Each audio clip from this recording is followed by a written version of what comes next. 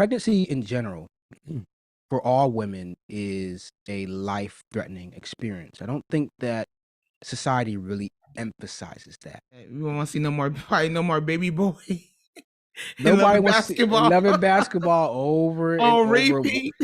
What's love got to do with it? Yeah. Medea's Family Reunion. Those are Well, always on replay. I love your style. The way you shake it is your back. It do be done. Now you just got my baby. I love you still move. I love you take it ding ding ding. Oh baby, so free. Make you know give me better.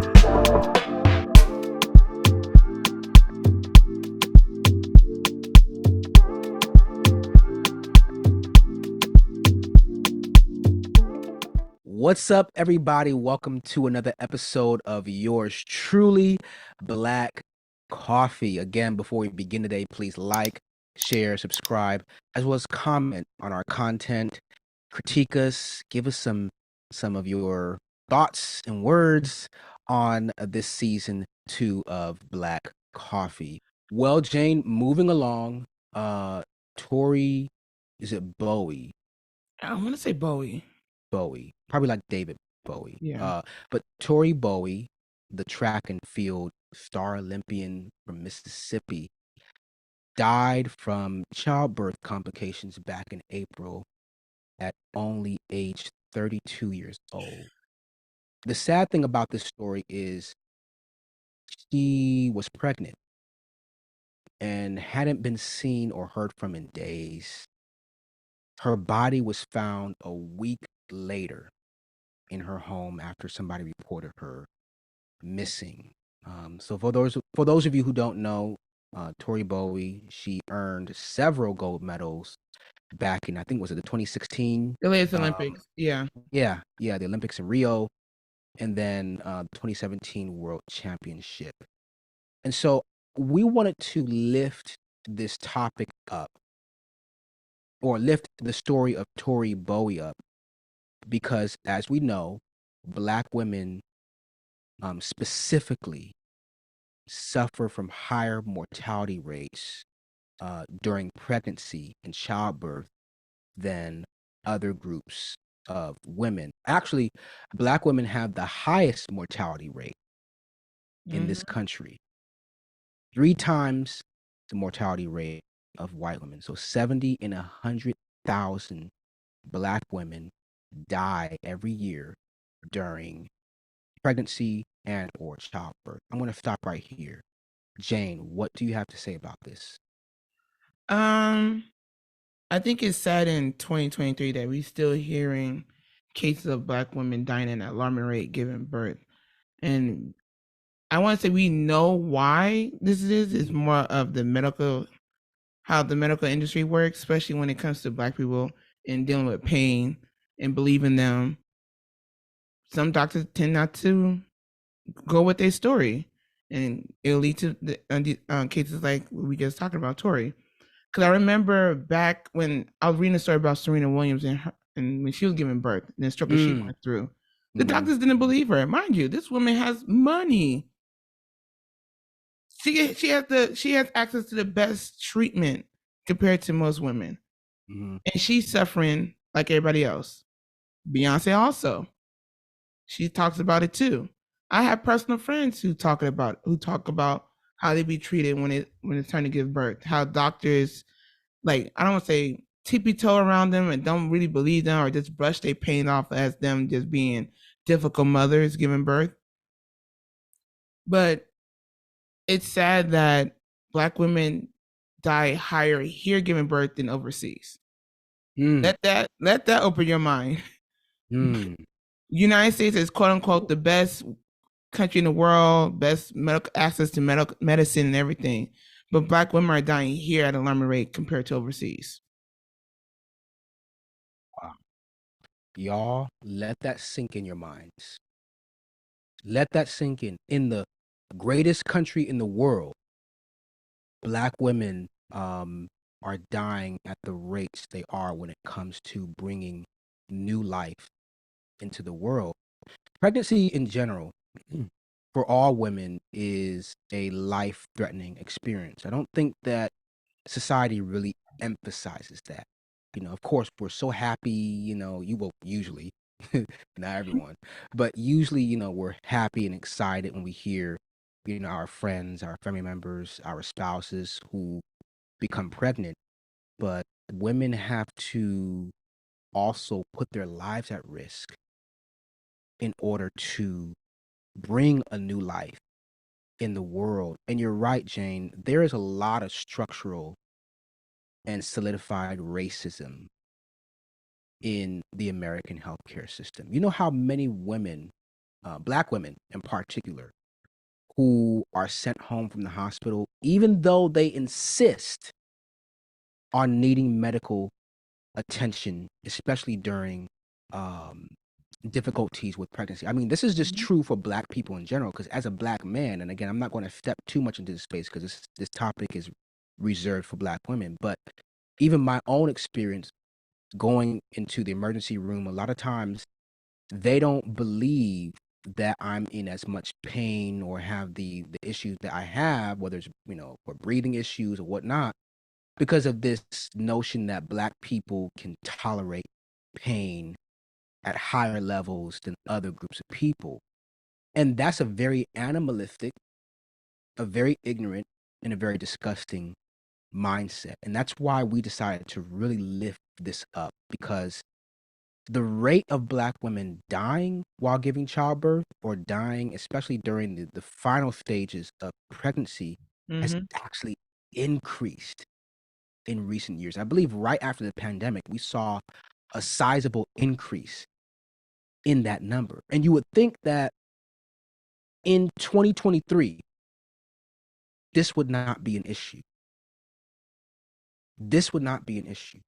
But we know, besides racism, it's access to proper health care. And we also know that the medical field does not pay attention to the underlying chronic conditions that Black women are more predisposed to when it comes to pregnancy. Because a lot of times, many of these women who are sadly passing during childbirth or before, a lot of it's due to a condition called, I think it's eclampsia, which is an onset of seizures in women with preeclampsia, which is a high blood pressure condition during pregnancy that features high blood pressure, large amounts of protein in the urine, organ dysfunction, and fluid retention and swelling.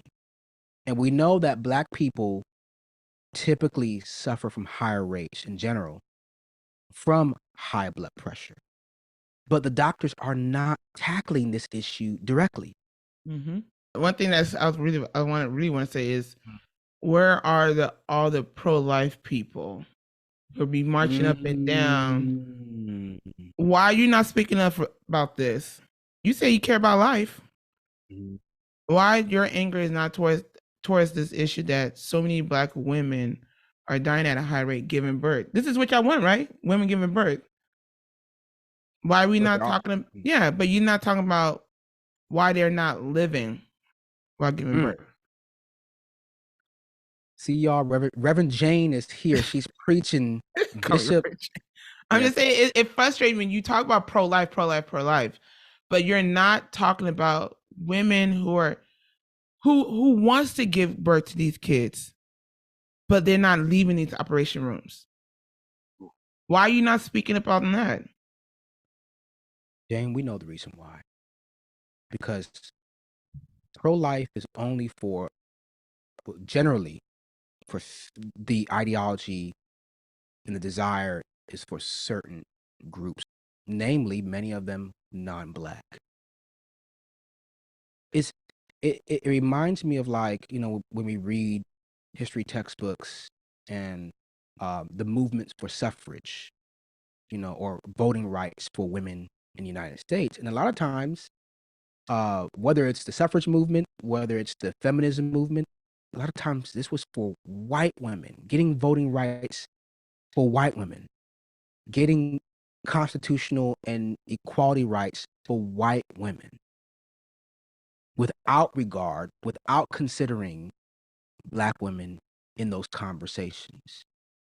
And so I'm so glad you brought that up, because there are people who will be marching all day, get on TV interviews all day, get on social media and preach about, oh yeah, I'm pro-life, I'm pro-life, I'm pro-life. But here we are, a group of people who suffer for decades. And let's not forget that it's because of Black women.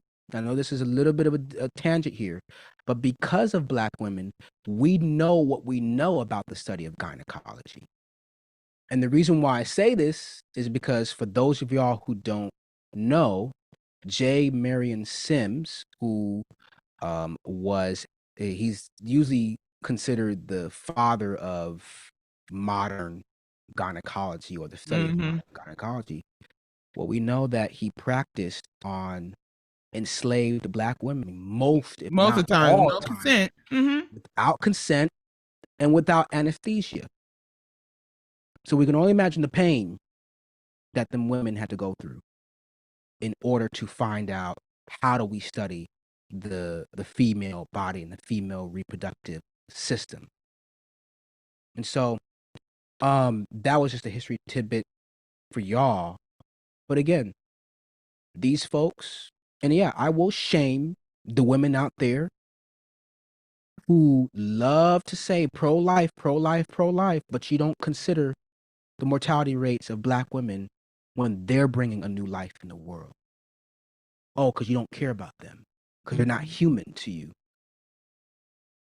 And this is why we as Black people, we really need to start encouraging more Black women in STEM, particularly in fields that serve other Black women. Because I don't care what anybody said. I don't know, oh, you're not supposed to have a bias in the medical field. But a lot of times, the people in the medical field, who many of them do not look like you and me, Jane, some of them don't always harbor that equal treatment perspective and vow that they should have in their work. And so when you have more Black women, Black people in general, treating other Black people and understanding and prioritizing the issues that affect our community, like hypertension, high blood pressure, which, as we can see, is a major cause in preeclampsia. When we have people treating these issues and lifting up these issues, we can see a change. But until then, it's a very frightening experience for many Before Black we women in this before we country. end it, I'll say to women more of, if you don't feel comfortable around your doctor and you feel like your doctor's not listening to you, get a new one. You don't owe them anything. At the end of the day, you gotta take care of yourself. You gotta look out for yourself, because trust and believe, most of these doctors, they bias be showing. Oh, for sure. Yeah. For Get a sure. midwife. If you don't feel comfortable, they will speak for you. At the end of the day, you want the safety of you and your baby. That's your only priorities, yourself and the baby. Yeah, it's sad to see that, like you mentioned earlier, some of these Black women don't leave alive the childbirth room, and fathers have to walk away with that child without their wives, their girlfriends, the mother of that child. And that's an experience I wouldn't want anyone to ever have to go through. And my heart goes to all of those who do have to experience that and have experienced that. And so, Black people, Black women, please advocate for yourself and your medical conditions when you are in these situations. Because relying on the current system and thinking, oh, this, doctor knows everything, and is going to treat me and create a plan that's just for me. Yes, there are doctors and physicians who are like that. And I'm not trying to vilify everyone in the medical industry, because that's not true. But a lot of times, if you don't advocate for yourself, these conditions can slip through the cracks, and then we see the issues and the complications that many Black women and then just Black people in general have to go through in our country. And so we're actually going to have another, more In depth. in-depth episode, Mm-hmm. that will focus on this with some experts who will be guests on our show. Because again, we really want to lift this up. That's the point of this podcast, y'all, is to lift up these difficult conversations and bring to light what's going on. Because again, a lot of especially our young girls who are pregnant,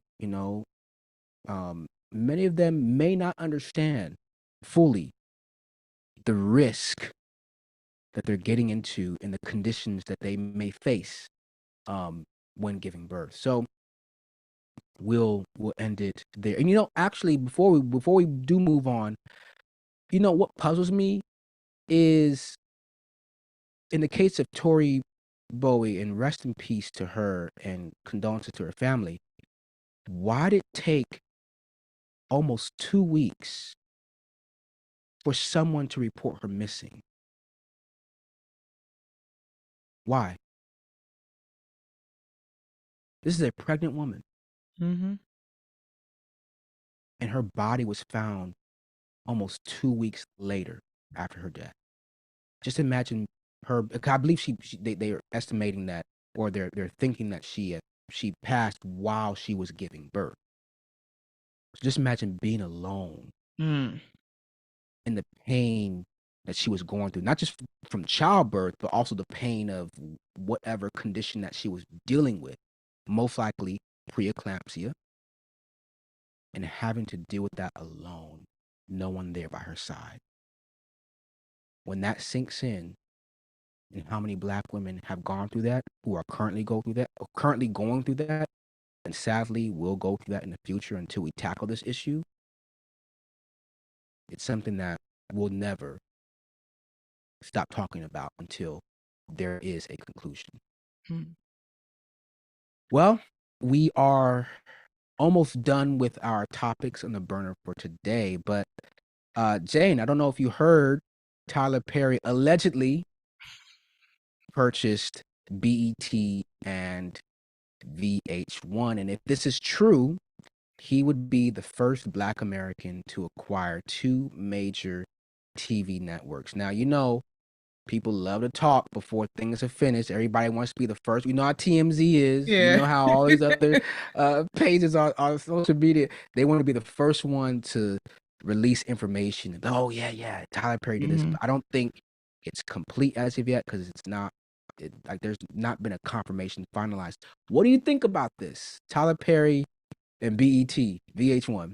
I think it'd be cool that it'll be it's been owned by a Black person for a while, so it'd be cool to put it back in Black hands. Mhm. Like you said, when we was talking on the side that we won't see no more Baby Boy. Nobody Love wants to see Basketball. Love and Basketball over and On over. repeat. What's love got to do with it? Yeah. Medea's family reunion, those are Well, always on replay. well, Well, I mean, yeah, if you I buy, I'm just saying. I feel like they're gonna be in good hands. I know. I said Medea. I know Tyler Perry has a lot. not you calling. Sorry.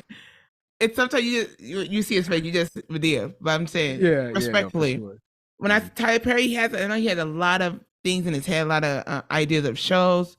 Maybe this would give him an opportunity to put the pen in someone else's hands. It's okay. You don't have to write everything. You don't have to write everything. So I think this would be cool to bring up new writers, new ideas, put his vision to life in other hands. I think it'd be cool to see BET be revamped. Hopefully VH1 too. Maybe they could actually start showing music videos, not more of reality shows. But because we know what reality TV has done. yeah, I'm just saying. Now, okay, I know I'm going a little bit off. No, go ahead, preach. We don't see music videos no more. We don't, and I feel like that's why I used to like watching BETs in the afternoon and VH1 in the morning. 106 in Park. Yeah, even MTV, but MTV is being blackmailed by ridiculousness, because ridiculousness is on repeat 24/7 like the news. So I don't know what's going on over there, but I'm just saying it would be nice if Mhm. they could revamp VH1 and BET to something how it used to be in early 2000s and the 90s. Mm. Yeah, if this is good, Jane. If Tyler Perry does purchase BET, for one, we don't want to see no reruns. We don't also want to continue perpetuating The negative negative stereotype, stereotypes, yeah. right, of black people. That's one thing I didn't like about BET, especially, in the past. I don't know who watches BET anymore generally, but because Child. I mean, cable's not really a thing. But I think Tyler Perry can do good with this. Mhm. Like you said, it would be good seeing music videos again because a lot of times, I mean, honestly, I hear a lot of new music, but I don't ever watch the music videos. Sometimes I don't watch the music video until like a year or 2 years later on YouTube.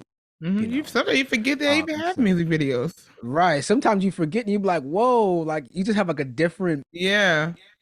vision of the song now that you watch it. That happens a lot of times with Afro beats. Like I'll hear like the song, and then when I actually watch the music video on YouTube, I'm like, Mhm. whoa, I did not expect it to look like that. But it's cool to see black creativity and black art.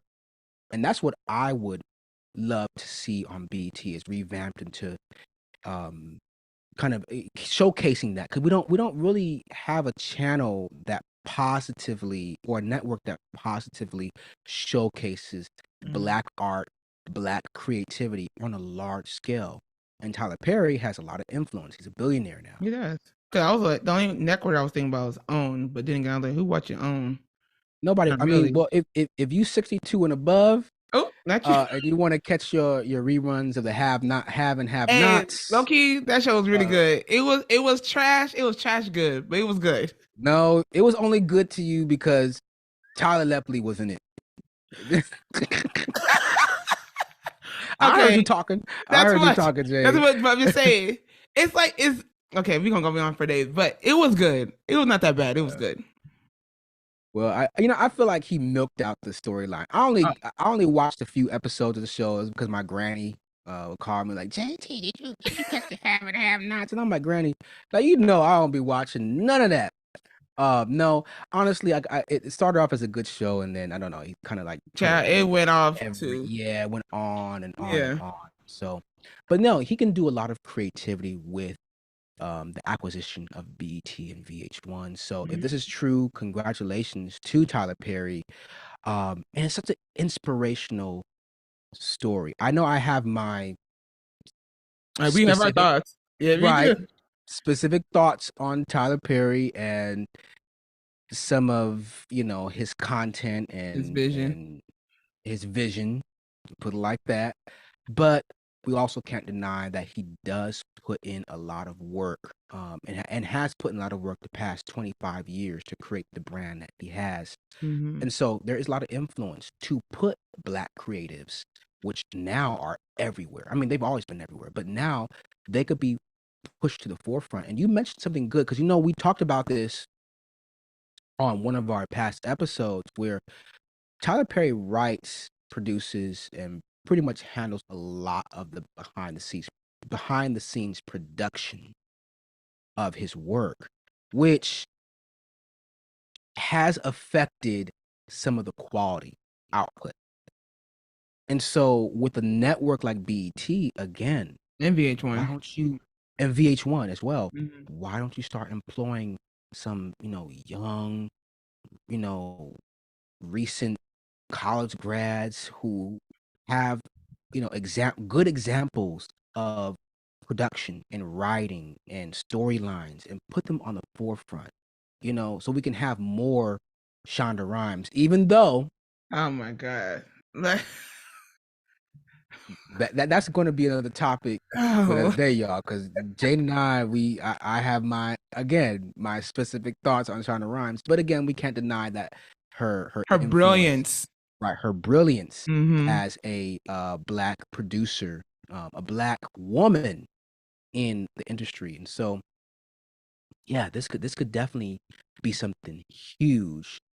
Though it probably would have to be reframed because ain't nobody turning their TV on and watching cable nowadays. Yeah. So But he had this. He did start like a good BT streaming services, so we'll see. really, Yeah. Oh, okay. Well, you know what? Hey, again, this could be good news. But that's all that we have for y'all today. We hope that y'all enjoyed this episode. I know we had a mixture of a little light and dark moments here, but again, please like, share, subscribe, as well as comment on our content. Please, Like you begging. and I'm begging, please. And critique us. Let us know how we're doing. And what topics would y'all like to hear for the summer? Because again, we coming hard this summer, y'all. We want to really bring you some enlightening content. So again, Jane, you can lead out our outro. No, I say health is wealth. Don't be surprised it's your own people.